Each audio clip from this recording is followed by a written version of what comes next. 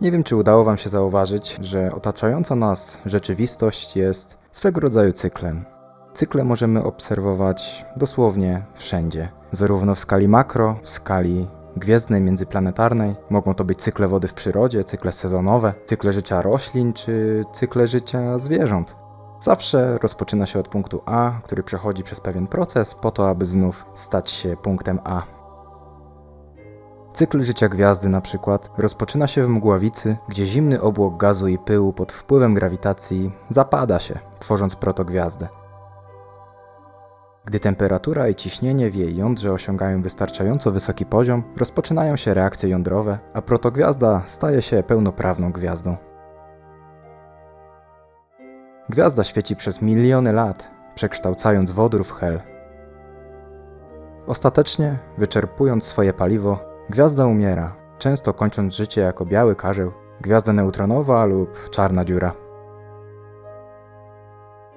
W przypadku wielkich gwiazd śmierć następuje w eksplozji supernowej, która rozsiewa tworzone w niej elementy w przestrzeń kosmiczną, z których mogą powstać nowe gwiazdy, planetoidy i inne obiekty, tworząc podstawę dla kolejnych cykli gwiazdowych. Woda na Ziemi na przykład podlega ciągłemu cyklowi zwanemu cyklem hydrologicznym. Zaczyna się od parowania wody z powierzchni oceanów, jezior i rzek, która unosi się do atmosfery, tam kondensuje, tworząc chmury. Chmury przemieszczają się, a woda opada na ziemię w formie deszczu, śniegu lub gradu. Opady wracają do oceanów i rzek, uzupełniając zasoby wodne, a cykl powtarza się. Zmiana pór roku z kolei wynika z obiegu Ziemi wokół Słońca i nachylenia jej osi. Wraz z obrotem Ziemi różne regiony doświadczają zmian w warunkach klimatycznych, długości dnia i nocy.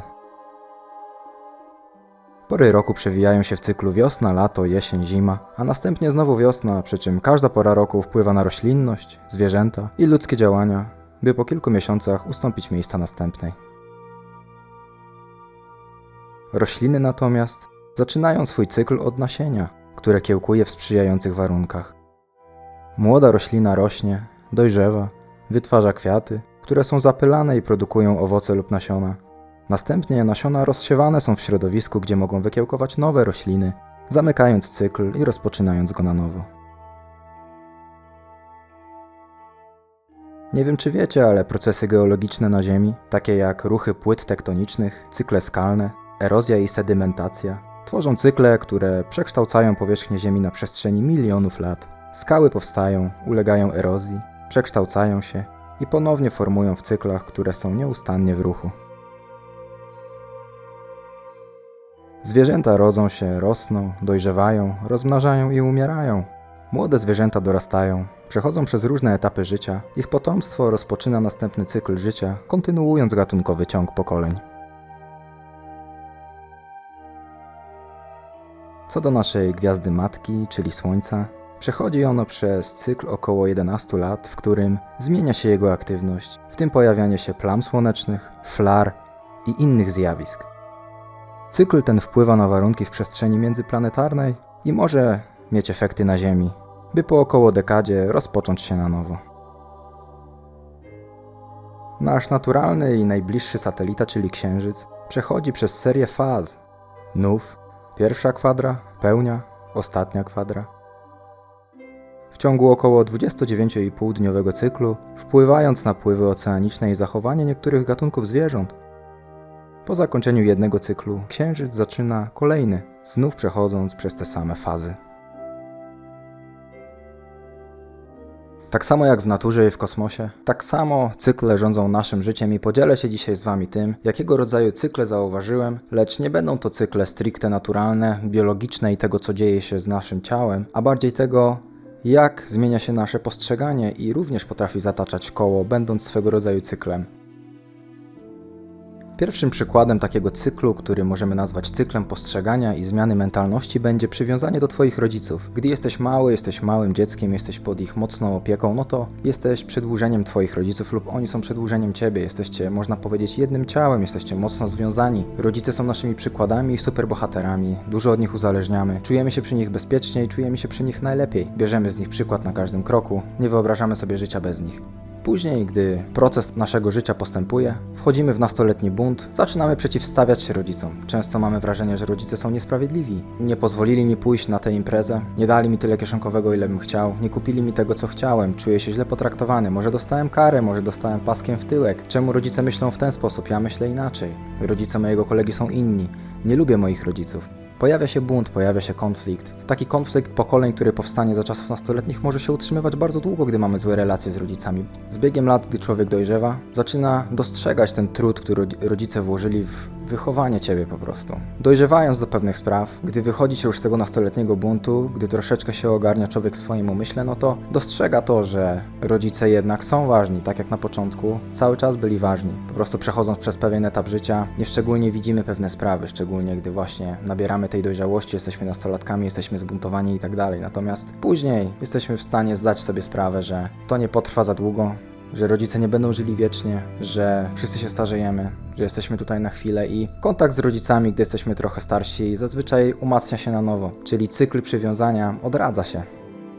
Drugim cyklem, który byłem w stanie zauważyć, który ma tendencję do zataczania pewnego rodzaju koła i wracania do punktu A, jest po prostu aktywność fizyczna lub można to też nazwać dbaniem po prostu o zdrowie, uprawianiem sportu. Myślę, że to są powiązane ze sobą hasła. Gdy jesteśmy młodzi, jesteśmy dziećmi, naturalnie angażujemy się w różnego rodzaju aktywność fizyczną, czy to jest granie w piłkę, czy to jest zabawa w berka, czy w chowanego. Jest nas dużo wszędzie, jesteśmy bardzo aktywni swoim ciałem, jesteśmy w ciągłym ruchu, ciężko nas upilnować. Rodzice, aby upilnować małe dziecko, muszą mieć oczy dookoła głowy. Często mamy rumieńce na twarzy, jesteśmy tak zmęczeni, biegamy po domu, biegamy po podwórku, nie możemy się doczekać, żeby tylko wyjść na zewnątrz, pobawić się i wrócić jak najpóźniej to jest możliwe. Później znowu, gdy wkraczamy w czas nastoletni, w lata 20, wczesne 20, no to często bywa tak, że zbaczamy trochę z tej drogi, ustępuje sport i ruch troszeczkę innym nawykom, troszeczkę bardziej takim nawykom cywilizacyjnym, powiedziałbym, czyli żyjemy w takiej cywilizacji, która raczej jest usadowiona na tyłku. Przyjemność czerpiemy właśnie z ekranów, z różnego rodzaju przyjemności, które nie do końca są ukierunkowane w kierunku zdrowia. Na przykład często nastolatkowie idą w tak zwany melanż, w imprezowanie, spożywają używki, zaburzają sobie cykl dobowy, nie kładą dużego nacisku na zachowania, które kierunkowałyby ich w stronę dobrostanu swojego ciała, tak?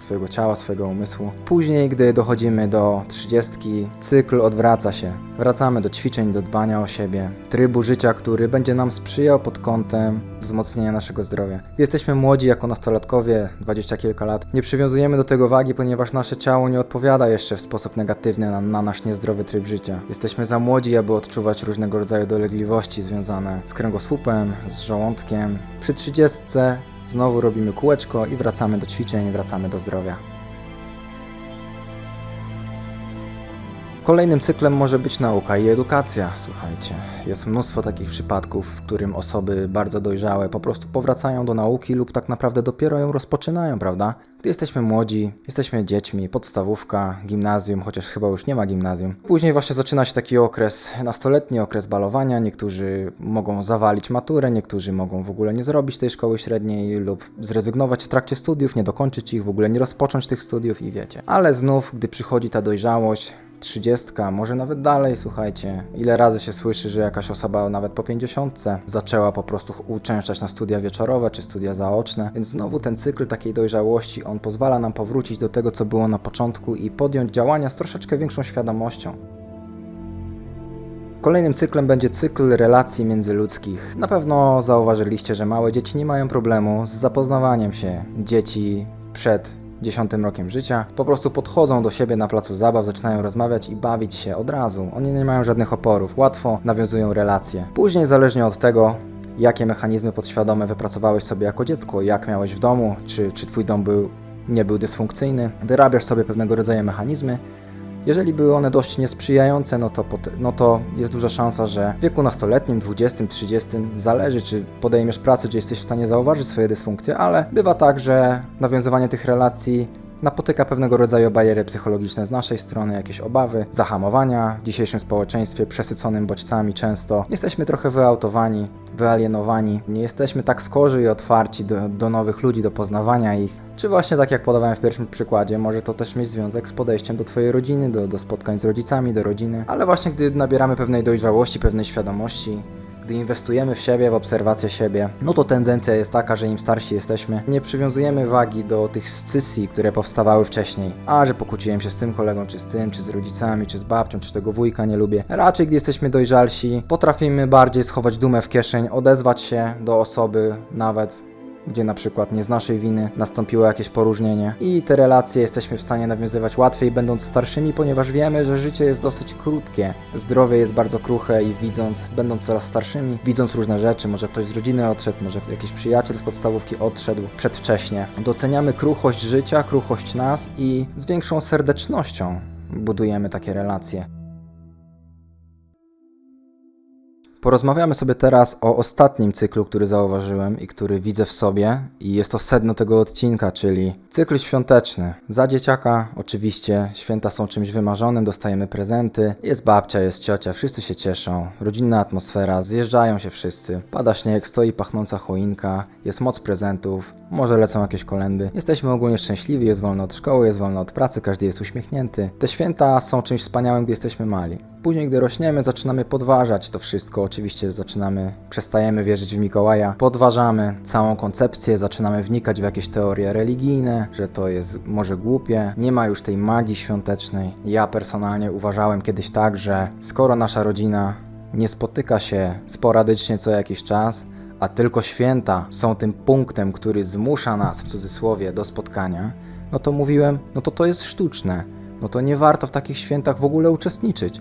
No bo skoro nie jesteśmy ze sobą na tyle związani, żeby spotkać się bez okazji, to czemu ja mam się spotykać z rodziną podczas tego dnia, który jest wymuszony, który jest sztuczną okazją? Nie miałem ochoty, gdy byłem właśnie nastolatkiem i takim zbuntowanym i nie chciałem. No i po prostu nie chciałem, nie? I znowu moje życie zatoczyło koło, bo teraz już wiem, że nie ma nic bardziej wartościowego i właśnie ten jeden dzień, on specjalnie jest po to, nie? Ten dzień jest dedykowany właśnie temu, nawet jak jest troszeczkę wymuszony, nawet jak nie każdy ma ochotę tam iść i słuchać opowieści pijanego wujka, to ten dzień jest po prostu konieczny. Po to, aby się zjednoczyć, po to, aby odczuć, że życie jest chwilą, że wszyscy za chwilę przeminiemy, że to jest ostatni moment może, w którym możemy się spotkać, słuchajcie. Ja od czasu do czasu mam pewnego rodzaju takie objawienia świadomości. Po prostu gdy jestem w danej sytuacji, jestem w stanie wyjść poza jej zawartość i spojrzeć na strukturę tej sytuacji. Czym jest struktura, a czym jest zawartość? Może krótko porównam. Na przykład zawartością będą filmy na Netflixie, ale strukturą jest platforma Netflix, czyli że możesz się zalogować, jest tam wybór, płacisz, masz konto. To jest struktura, a zawartością są filmy, tak?